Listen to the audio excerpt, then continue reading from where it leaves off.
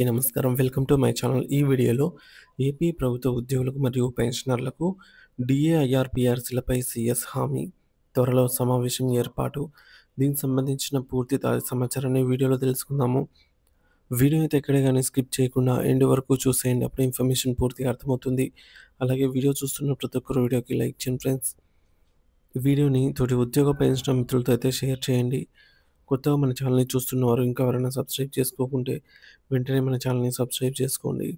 దీని ద్వారా నేను చేసే లేటెస్ట్ వీడియోస్ అన్నీ మీ వరకు రీచ్ అవుతాయి. ఇక ఆలస్యం చేయకుండా వివరాల్లోకైతే వెళ్ళిపోదాము.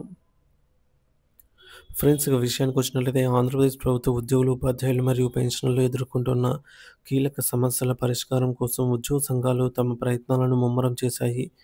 ఇందులో భాగంగా ఏపీ ఎన్‌జీఓ సంఘం నూతన రాష్ట్ర అధ్యక్షుడిగా ఏపీ జేఏసీ చైర్మన్‌గా ఎన్నికైనటువంటి విద్యాసాగర్ గారు, secretary general Shri KS Vijayanand ఆధ్వర్యంలో ఉద్యోగ, ఉపాధ్యాయ, పెన్షనర్ల సంఘాల ఐక్య కార్యాచరణ సమితి ఏపీ జేఏసీ నాయకులు సచివాలయంలో రాష్ట్ర నూతన ప్రభుత్వ ప్రధాన కార్యదర్శి, chief secretary Shri K. Vijayanand IAS గారిని మర్యాదపూర్వకంగా కలిసి తమ సమస్యలను విన్నవించారు.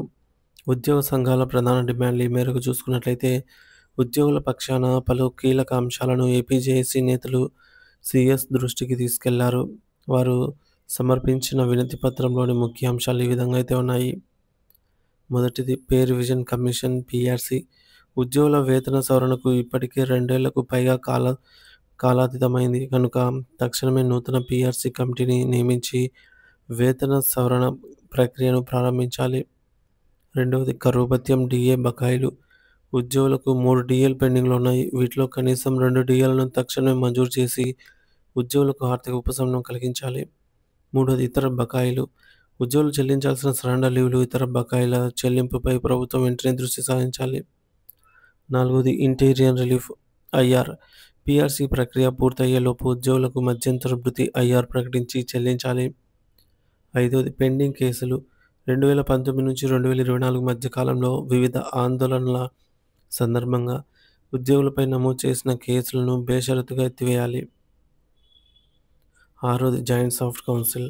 ఉద్యోగుల సమస్యల పరిష్కారానికి వేదికగా ఉండే civil services joint soft council సమావేశాన్ని ప్రభుత్వ ప్రధాన కార్యదర్శి అధ్యక్షతన త్వరగా ఏర్పాటు చేయాలి. పెన్షనర్ల సమస్యలు. 70 ఏళ్లు దాటిన పెన్షనర్లకు ఇచ్చే అడిషనల్ క్వాంటమ్ ఆఫ్ పెన్షన్ను పునరుద్ధరించాలి.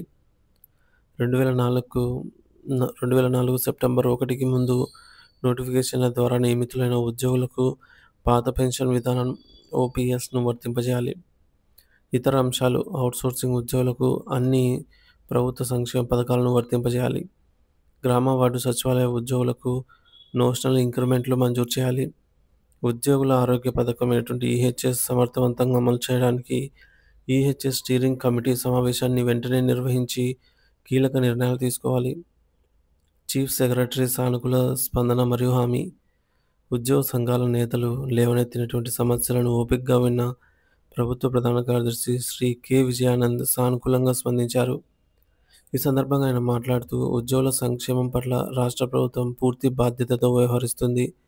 ఇప్పటికే ఈ ప్రభుత్వం అధికారంలోకి వచ్చాక 75,000 కోట్ల బకాయిలను చెల్లించాం. జాయింట్ సాఫ్ట్ కౌన్సిల్ సమావేశాల ఏర్పాటుకు కార్యాచరణ ప్రారంభమైంది. ఇప్పటికే డిపార్ట్మెంట్ స్థాయిలో సమావేశాలు ఏర్పాటు చేశాం. త్వరలోనే రాష్ట్ర స్థాయి సమావేశం కూడా నిర్వహిస్తాం అన్నారు. ఉద్యోగుల సమస్యల పరిష్కారం కోసం ప్రత్యేకంగా ఒకరోజు గ్రీవెన్స్ డేను అమలు చేయాలని ఆదేశాలు జారీ చేశాం. మీరు ప్రస్తావించిన మిగిలిన అంశాలను గౌరవ ముఖ్యమంత్రి గారి దృష్టికి తీసుకెళ్లి దశలవారీగా అన్ని క్రమపద్ధతిలో చెల్లిస్తాం అని ఉద్యోగ సంఘాల నేతలకు భరోసా అయితే ఇచ్చారు. ఈ సమావేశం ఉద్యోగుల సమస్యల పరిష్కారం దిశగా ఒక సానుకూల ముందడుగు అని AP JAC chairman Shri Vidyasagar తెలిపారు. ప్రభుత్వం ఇచ్చిన హామీలను త్వరితగతిన అమలు చేయాలని వారు ఆకాంక్షించారు. త్వరలోనే మరోసారి సమావేశమై సమస్యల పురోగతిని సమీక్షిస్తామని ఇరుపక్షాలు అంగీకారానికి వచ్చినట్లే తెలుస్తోంది. సో ఏపీ ఉద్యోగుల సమస్యలపై ప్రభుత్వంతో కీలక చర్చలు త్వరలో. సో పీఆర్సీ, డీఏ బకాయిలపై తక్షణమే దృష్టి సారించాలని ఉద్యోగ సంఘాల విజ్ఞప్తి. నూతన ప్రభుత్వ ప్రధాన కార్యదర్శితో ఏపీ జేఏసీ నేతల భేటీ. ఉద్యోగుల సంక్షేమానికి కట్టుబడి ఉన్నామని, దశల వారీగా సమస్యలను పరిష్కరిస్తామని సీఎస్ హామీ అయితే ఇచ్చారు.